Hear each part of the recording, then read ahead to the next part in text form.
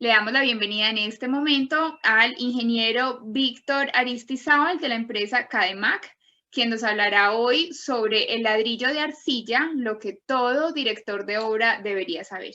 Ingeniero, bienvenido y adelante. Muchas gracias. Ya está habilitada la opción de compartir pantalla, ¿cierto? Sí, señor.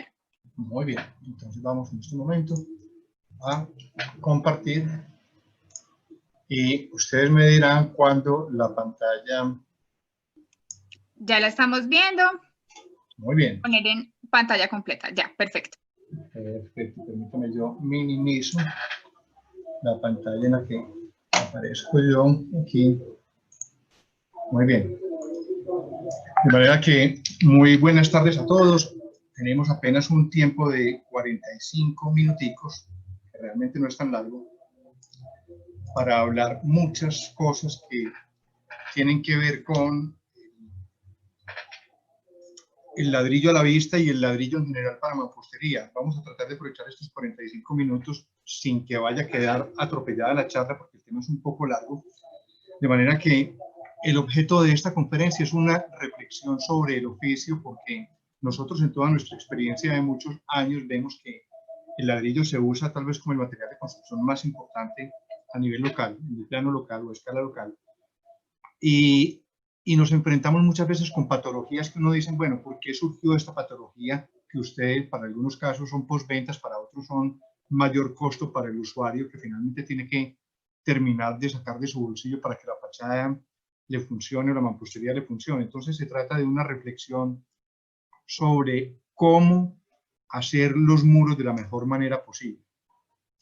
Entonces fíjense que vamos a detenernos, como el objetivo es que podamos hacer buenos muros.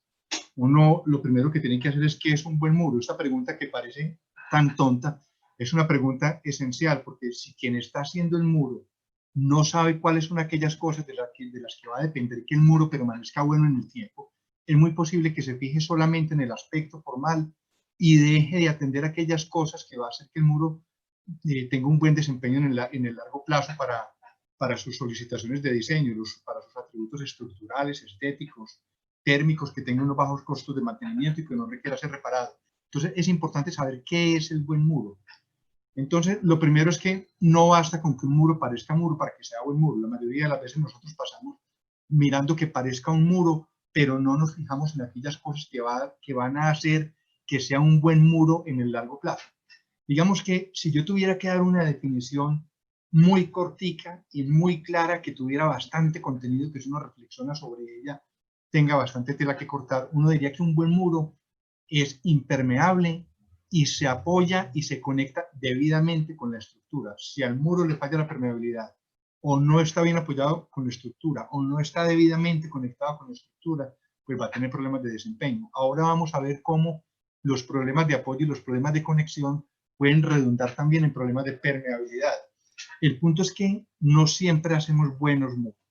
Si nosotros nos fijamos cómo es la separación entre muros y estructura, la permeabilidad de los muros en el corto plazo, entendemos por qué la mayoría de los usuarios está abocada a hacer reparaciones, mantenimientos y posventas, atender patologías. Todo esto termina en demandas entre usuarios y constructores, de manera que esta conferencia atiende a este aspecto central.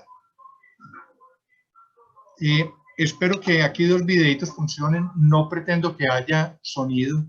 Estos videitos muestran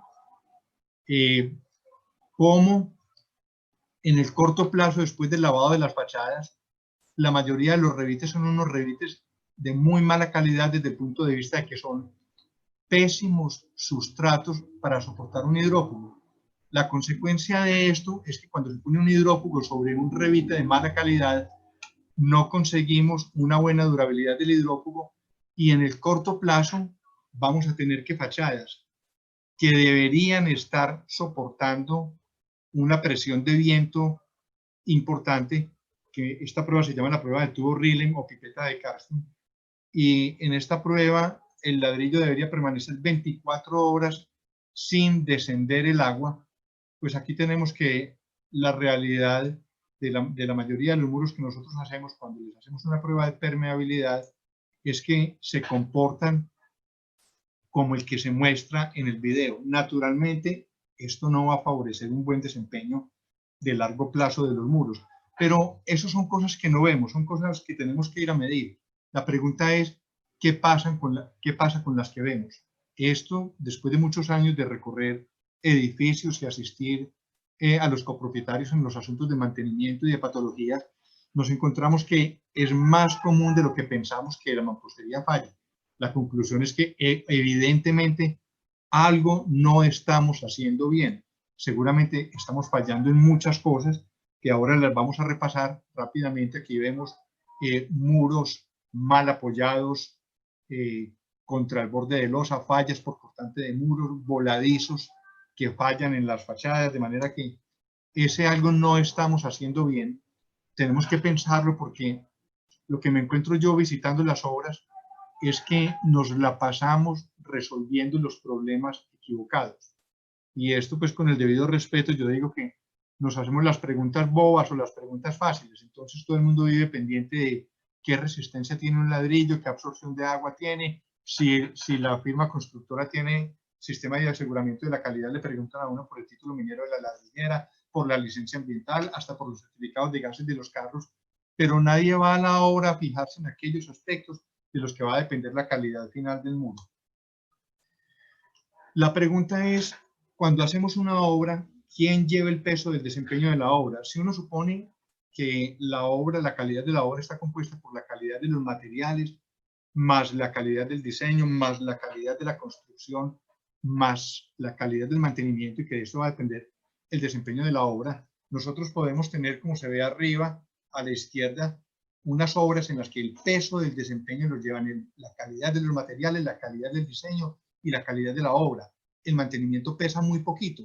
En cambio, se encuentra uno que la mayoría de las veces los materiales, el diseño y la construcción no son los que llevan el peso del desempeño, sino que son los usuarios, a través del mantenimiento, aquellos que tienen que sostener y mantener la obra en el largo plazo, que el desempeño de la obra depende de estas labores de mantenimiento. Es muy importante, que esto muchas veces son postventas para las firmas constructoras, entender, porque esto da lugar a demandas, que mantenimiento y reparación son cosas diferentes, porque uno se encuentra casos en los que una fachada se desprende un pedazo y la respuesta del constructor era que tenía que hidrofugar cada 3 años, como si de eso dependiera la estabilidad estructural de una fachada. Vamos a ver 3 aspectos centrales en esta charla. Uno es el que tiene que ver con los aspectos relacionados con el manejo en obra, otro el de los aspectos estructurales, y el tercer punto consiste en otros aspectos en los cuales se puede mejorar. Vamos a mirar primero los aspectos relacionados con el manejo en obra. Hay he agrupado en 3 punticos los aspectos que tienen que ver con el manejo en obra. Estos 3 punticos son el aseo y la limpieza durante la obra, el tema de la deshidratación de las juntas del mortero, de las juntas de pega y el prehumedecimiento de los ladrillos, y finalmente el de la conformación de las juntas de pega.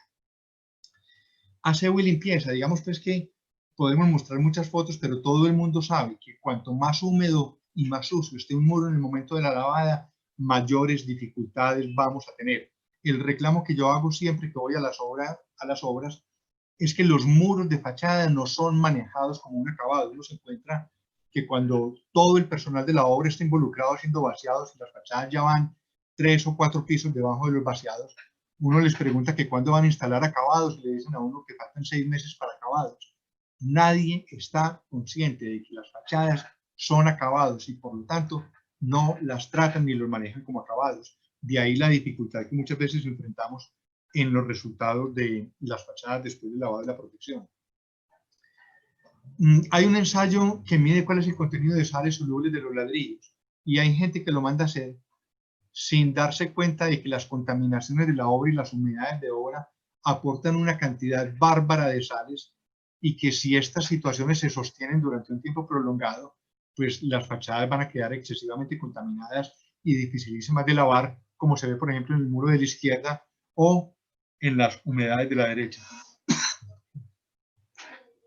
Muy bien, entremos en el tema de la deshidratación de los morteros de pega y la calidad de las juntas. Todos sabemos que el ladrillo es poroso, que tiene una absorción de agua y esa absorción, cuando está seco, le permite succionar agua del mortero de pega. Succionar agua del mortero de pega, pues el mortero se deshidrata y la interfase o el contacto entre mortero y ladrillo se contrae, se fisura y no fragua. Eso, además de que puede ocasionar permeabilidad de las fachadas, puede ocasionar manchas importantes y difíciles en los ladrillos, como las que se ven en la fotografía del centro abajo, en la que la materia orgánica y el pH alcalino han hecho cambios en el óxido de hierro de la arcilla.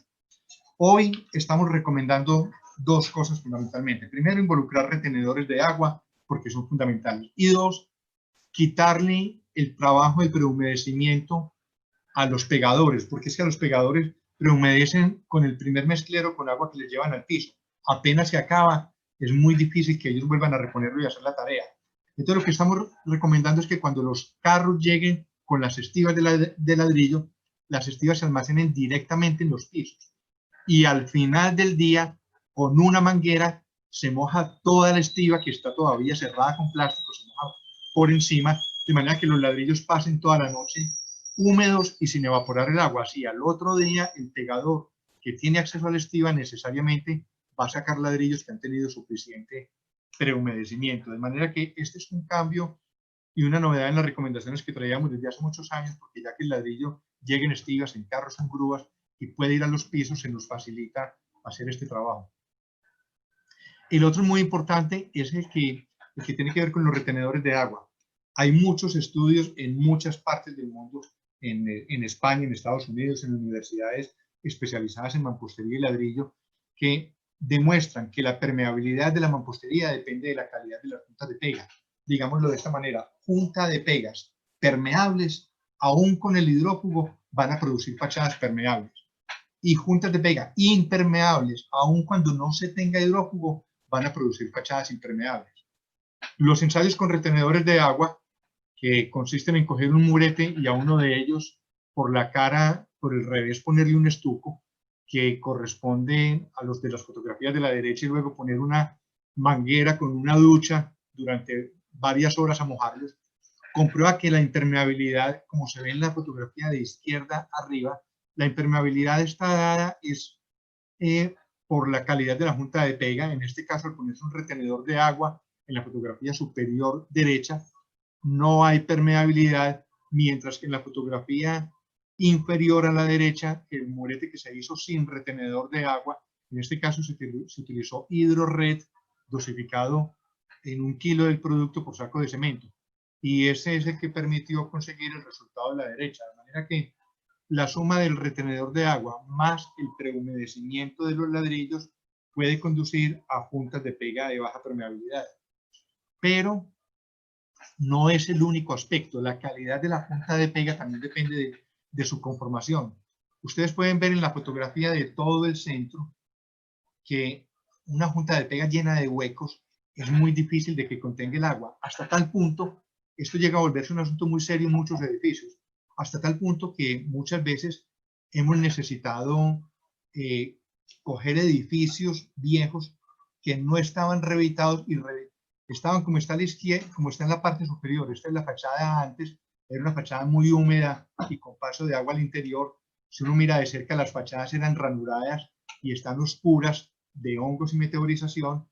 Todo el edificio hay que cogerlo después de un tiempo en el mantenimiento, porque los mantenimientos dejan de funcionar hasta que no se reparen las juntas de pega. Entonces se coge toda la fachada del edificio y se revita, como se ve en la imagen de la derecha. Eso es costosísimo, pero la alternativa es poner un hidrófugo perdón, que no va a resolver el problema, porque la permeabilidad se da a través de huecos y defectos tan graves en las juntas de pega que no se corrigen con hidrófugo.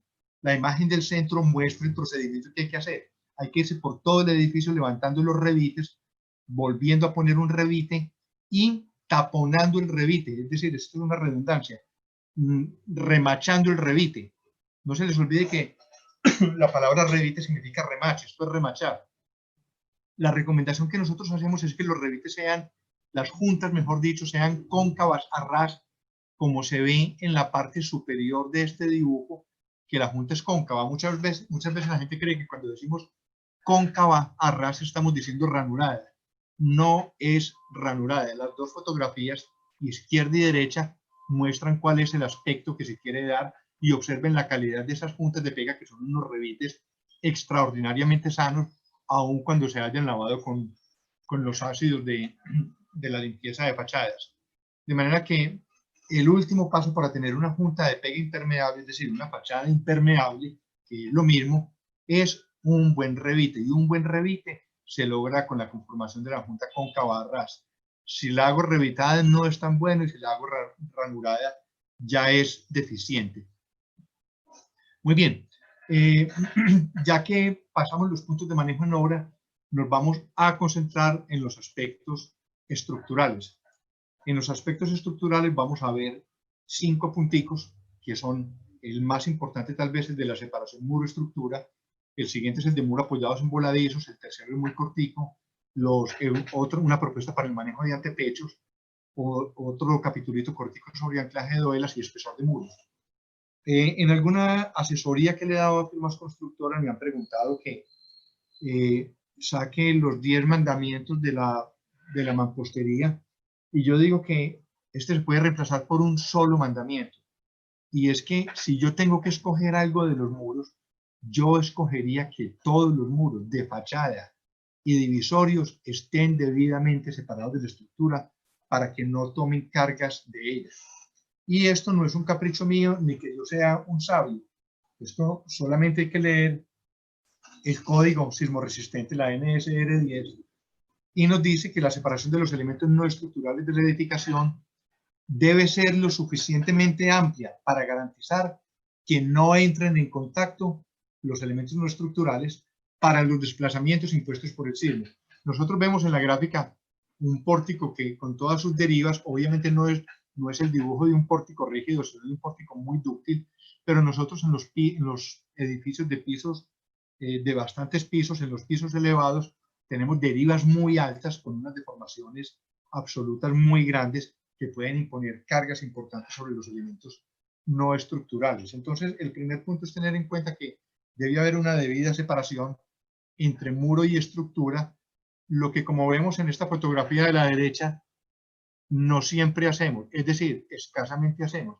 Lo curioso es que esta obra donde tomé la fotografía tenía todos los registros de resistencia y los registros de absorción de agua, y mientras tanto la supervisión técnica estaba de espaldas al hecho de que los muros no estaban quedados separados de la estructura. ¿Por qué es importante esto? Porque cuando se diseña un muro, se debe obtener la fuerza sísmica de diseño. Esa fuerza sísmica de diseño, que se llama F sub P, depende fundamentalmente de la masa del muro, de la aceleración de la gravedad, de las aceleraciones del sismo y de este coeficiente. Este coeficiente R sub P es el coeficiente que refleja la ductilidad del sistema. Hay 2 tipos de conectores para los muros divisorios y de fachadas. El muro de fachada es un divisorio de cierre. Los no dúctiles, que tienen un RP de 1,5, y los húmedos, que tienen un RP de 0,5. Ojo con esto. Cuando yo tengo un RP de 1,5, lo que estoy diciendo, la premisa de diseño, es que la fuerza sísmica es la masa del muro por su aceleración dividido por 1,5, es decir, son apenas 2/3 partes de las fuerzas inerciales las que se toman en cuenta para el diseño de los anclajes o de los soportes. Mientras que si yo tengo un anclaje húmedo, el RP de 0,5 tiene que decir que los anclajes deben ser capaces de recibir unas cargas inerciales del orden de 2 veces la masa del muro. Fíjense la diferencia tan grande. Entre 0,67 y 2 estamos hablando de 3 veces la fuerza que toma el anclaje a la estructura. De manera pues que este RP no es ningún valor que se tome charlando. Pero veamos qué son los no dúctiles. Los no dúctiles son anclajes que se realizan por medio de pernos de expansión, anclajes superficiales con epóxicos, anclajes baseados en el sitio, anclajes colocados con tiros. Los superficiales son los que tienen una relación entre profundidad y diámetro menor que 8. Y los húmedos, cuando se utilizan mortero o adhesivos de pega. De manera que el anclaje húmedo es el mortero. Es decir, el anclaje húmedo o el conector húmedo es el que se ve en la fotografía superior de la derecha, que tiene un RP de 0,5. Lo importante de esta fotografía es que en esta obra los planos de diseño y las memorias de cálculo de los elementos estructurales decían que se había diseñado con un RP de 1.5. Siguiendo con otros temas de la separación muro-estructura, aquí vemos, por ejemplo, una patología muy típica de cuando los muros se mueven y no hay la estructura se mueve, no hay separación con los muros, se revientan en los bordes o en el perímetro de la estructura. Tenemos que tener en cuenta que cuando nosotros hacemos el muro va a desarrollar procesos de expansión, mientras que el pórtico va a desarrollar procesos de encogimiento. Nosotros tenemos estructuras que van creciendo y van con la fachada detrás cuando ni siquiera han desarrollado ni la mitad del flujo de la contracción total del pórtico, y fuera de eso dejamos pocas separaciones, lo que quiere decir que cuando terminamos la obra los muros están comprimidos por la estructura. Cuando no hacemos juntas de dilatación, ellas se marcan solitas. Hay arquitectos a quienes estas juntas les parecen muy feas, pero hay usuarios a quienes les parece más fea esta hecha por el muro solito. Esta separación muro-estructura venimos recomendando que no permite el paso de agua, y eso tiene dos maneras de hacerse. En laberinto, como se muestra en la figura inferior a la izquierda, o metida 3 centímetros dentro de la columna. Al meterse 3 centímetros dentro de la columna, no va a alcanzar a romper la pistolita del ladrillo que se forma, y sí va a ser un sello efectivo contra el paso de agua. Inclusive hay obras que se han exagerado en 7 y 10 centímetros y han funcionado bien con este sistema. Hay que advertir que en muchas obras ya no van con enchapes, sino que van con muros adosados a la estructura, como se ve en la gráfica inferior a la derecha, que corresponde a la fotografía de la izquierda. El borde de losa se deja con un tacón que sobresale de la columna, de manera que lo que realmente tenemos enchapando la columna es un muro paralelo. Noten también que la junta de dilatación entre el muro que está apoyado en la columna y el muro que está apoyado en la losa va desplazado 3 centímetros adentro en la columna. Muy bien, las juntas de dilatación no solamente son horizontales, las juntas de dilatación no solamente son verticales, también deben ser horizontales. Ahora hacíamos unas cuentas del encogimiento del pórtico y veíamos que ese encogimiento del pórtico implicaba unos milímetros menos por metro, y eso significa que hay que hacer juntas horizontales si no se ven estos abombamientos o deformaciones que constituyen tal vez una de las patologías más importantes y más comunes hoy en día. Los revestimientos de las estructuras tienen que tener juntas de dilatación cada piso. Si no las tienen, es muy probable que ocurra lo que se ve en el edificio de la derecha, deformaciones y desprendimientos por falta de juntas de dilatación en número suficiente. El otro punto con el que fallamos mucho es que ponemos los ladrillos excesivamente desplazados sobre el borde de losa. El nuevo código va a tener esta limitación que se ve aquí a la derecha, de no desplazarlo en más de 1/3 de su base. Y cuando el desplazamiento lo amerita, para que no se produzcan las fallas que se ven en estas imágenes, cuando el desplazamiento lo amerita por cualquier razón constructiva, hay que hacer calzas. Aquí quiero notar que los voladizos, cuando yo ya revisto todo un edificio, los voladizos quedan invisibles, y en los voladizos se producen estas patologías con mucha mayor intensidad. Lo importante es, en la parte debajo de la losa, dejar un sello elástico y un apoyo completo en la base del muro. ¿Esto por qué lo digo? Porque hay veces va uno a los edificios y se han equivocado. Han dejado el mortero continuo en la parte alta del muro en contacto con la losa, ya hay rotura del ladrillo, y en la base del muro tienen una junta elástica, lo que no debería ser. La junta de dilatación está hecha al revés. Les decía que cuando uno no consigue el suficiente apoyo del muro, debe inclusive hacer unas calzas. Estas calzas deben ir con grapas, de manera que se quede monolítica con la losa y le dé el debido soporte al muro para evitar su desplazamiento en la base. Si el desplazamiento es insuficiente, los muros llegan a fallar por cortante, como se ve en las fotografías que se ilustran en esta diapositiva. Voy a apurar un poco porque apenas tenemos unos 15 minutos y nos cortan. Hay una cantidad excesiva de voladizos y no tomamos las medidas. Las medidas es que el código nos dice que hay que tener en cuenta la rotación del apoyo, pero no nos dice qué es tenerla en cuenta. Cuando los muros se dañan, nos toca reforzarlos, y el punto es por qué no los reforzamos antes en vez de que esto le toque al usuario mediante un mantenimiento. Bueno, también el examen de los planos. Muchas de las fallas que ocurren en los edificios originadas en las deflexiones de los voladizos eran perfectamente previsibles, y la verdad es que dejamos llegar las patologías hasta muy lejos porque no miramos oportunamente. Los antepechos, el tema es muy sencillo. La mayoría de los antepechos que se hacen monolíticos o casi monolíticos porque se consideran voladizos empotrados en la base, se pueden hacer de una manera mucho más sencilla poniendo una viga sillar que se conecta a izquierda y derecha de la estructura, y ese es el que se convierte en el apoyo superior del muro. Esto es una viguita que está empotrada a izquierda y a derecha, sobre la cual se apoya el muro en la parte superior. Y lo de la traba de muros con el objetivo de reducir dovelas es muy importante, sobre todo porque los últimos pisos de los edificios, las placas, tienen unos movimientos muy amplios por calentamiento y enfriamiento, y esos movimientos se trasladan a los muros y producen unas roturas muy importantes, como vamos a ver en este grupo de imágenes, todas roturas de últimos pisos. Aquí vemos en muchos apartamentos como antetechos y toda la mampostería se fisura contra la placa del último piso. Esas fisuras hacen que entre el agua inclusive por la fachada, como se ve en la derecha. De manera que tenemos que tener en cuenta que esos daños que no se han producido por la ocurrencia del sismo de diseño están por fuera del grado de desempeño mínimo que debemos ofrecerle al usuario. El grado de desempeño mínimo es bajo y es aquel en el cual se presentan daños en los elementos no estructurales debido a la ocurrencia del sismo de diseño. Nosotros no le podemos decir al usuario que eso es normal, porque en realidad lo que es normal es que no tomemos medidas de ningún tipo para prevenir esas patologías, pero esos daños no tienen por qué ocurrir.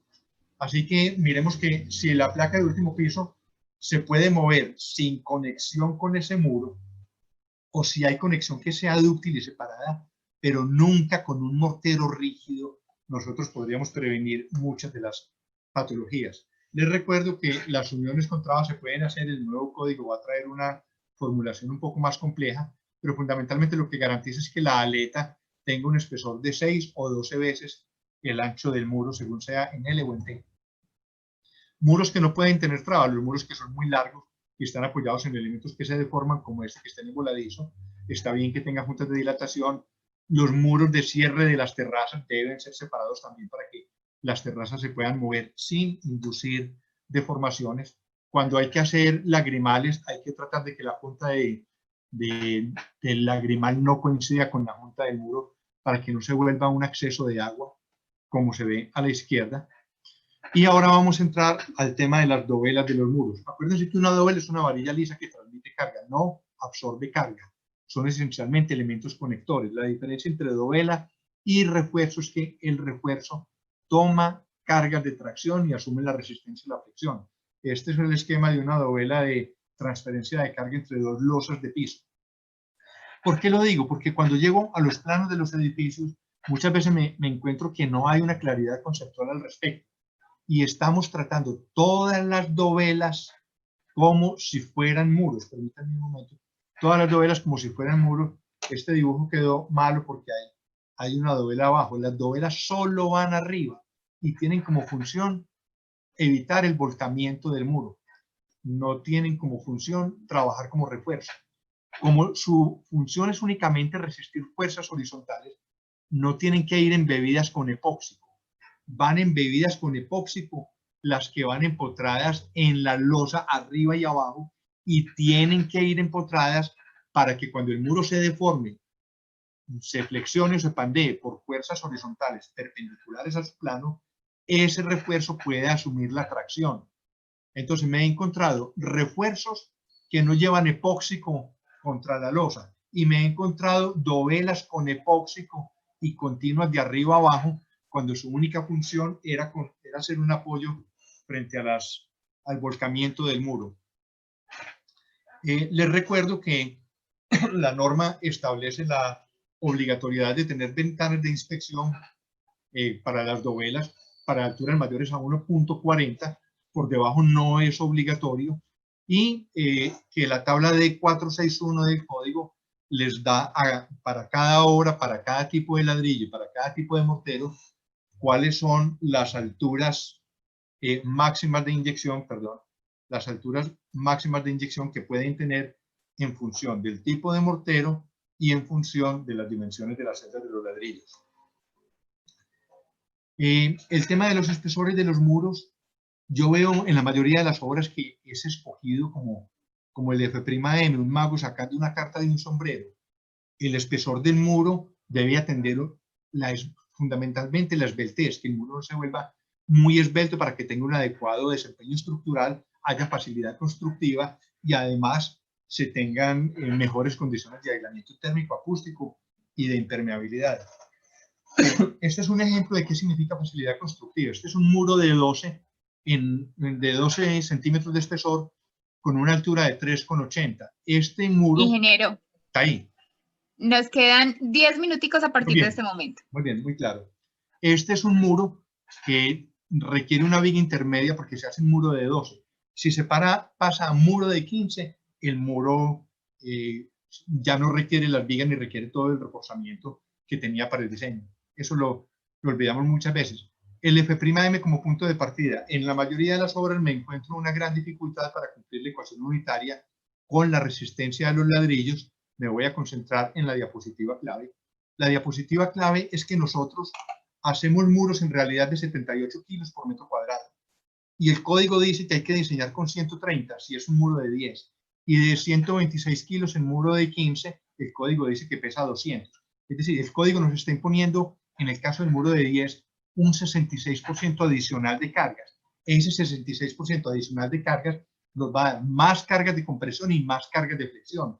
En otras palabras, no se puede diseñar con este ladrillo y construir con este de abajo porque no nos va a cerrar la ecuación. Hoy tenemos ladrillos mucho más vacíos. El ladrillo de la izquierda es el ladrillo de Medellín, de Colombia, según el código, cuando en realidad estamos trabajando con el ladrillo de la derecha y todos estamos encaminados, del centro, perdón, y todos estamos encaminados al ladrillo de la derecha. Entonces, claro, cuando yo tengo un ladrillo muy pesado, las cargas de compresión y de flexión se hacen muy elevadas hasta el punto de que la ecuación no cierra. Entonces, la recomendación que he venido haciendo con todos los calculistas es simplemente trabajen con los pesos reales y con esbelteces no mayores de 25:1 y se resuelven todos los problemas de diseño de todos los muros, sin excepción. Bueno, coordinación modular es una falla muy grave que tenemos en nuestro medio. Nosotros vamos poniendo los ladrillos como lleguen y vamos regándolos en los tamaños y eso nos produce una gran cantidad de cortes y desperdicios y de ineficiencia energética. Otro tema que quería mencionar cerrando la parte constructiva es que los lagrimales que hacemos generalmente no funcionan bien, son permeables por las puntas, producen meteorización de los ladrillos debajo, es decir, no están cumpliendo debidamente la función de prevenir el deterioro de los ladrillos. La propuesta mía es que apenas se termine el muro se ponga un sello de fibra de vidrio, un cemento impermeable como hidrosello y un adherente impermeabilizante para que el agua que cruce el lagrimal a través de la punta o de una grieta no siga muro abajo.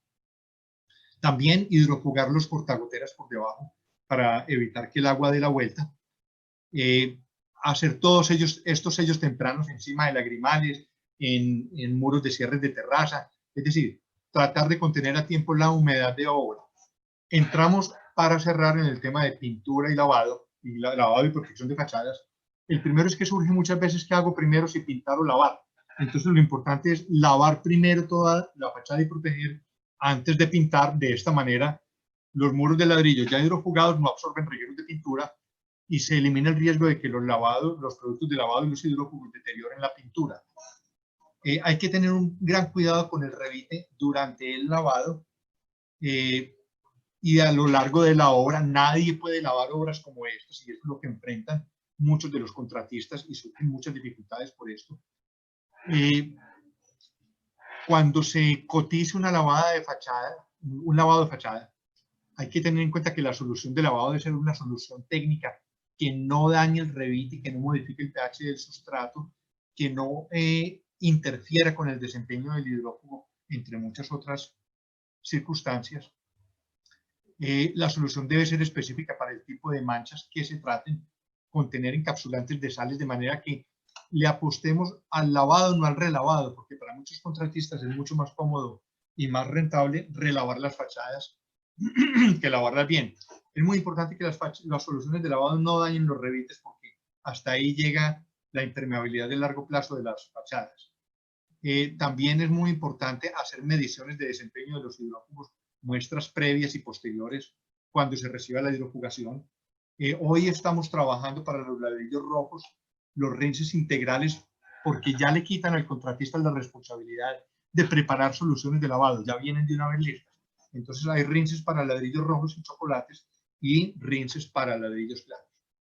Muy bien, es también muy importante, además de verificar que los muros estén listos para ser lavados o para ser hidrofugados, que haya un sistema de control. Normalmente el control del lavado y de la hidrofugación está en cabeza del contratista. Él es quien libremente determina cuándo lava, cuándo hidrofuga, cómo hidrofuga, y obviamente pues él está por tener más área para el corte de la siguiente semana o de la siguiente quincena. Así que es muy importante que el residente de acabados de la obra se apodere del tema de lavado y protección de fachada y sea la guía técnica del proceso, no que estén en manos del contratista. Esto incluye el suministro de productos. Hay que separar el contrato de lavado del suministro de productos porque eso crea un conflicto de intereses que no es bueno ni para la obra, pues, ni para la obra ni para la obra. Para el contratista es muy bueno, pero para la obra no. Lo último, ya para terminar, es que cuando se selecciona el hidrófugo, hay muchos tipos de hidrófugos. Hay que escoger el más adecuado para la altura de la obra, el tipo de ladrillo, el costo, el presupuesto que se tenga. La cantidad de hidrófugo que se pone no es la misma en todas las fachadas, en todos los pisos. Aquí vemos un caso de unos edificios que se mojan mucho más en unos pisos que en otros, que deberían tener refuerzos según su orientación y su altura. Las juntas de pega se van deteriorando con el tiempo, entonces los pisos altos requieren una mejor hidrofugación. Así que el tema de la escogencia y la aplicación del hidrófugo no es un tema menor, es un tema de toda la responsabilidad técnica.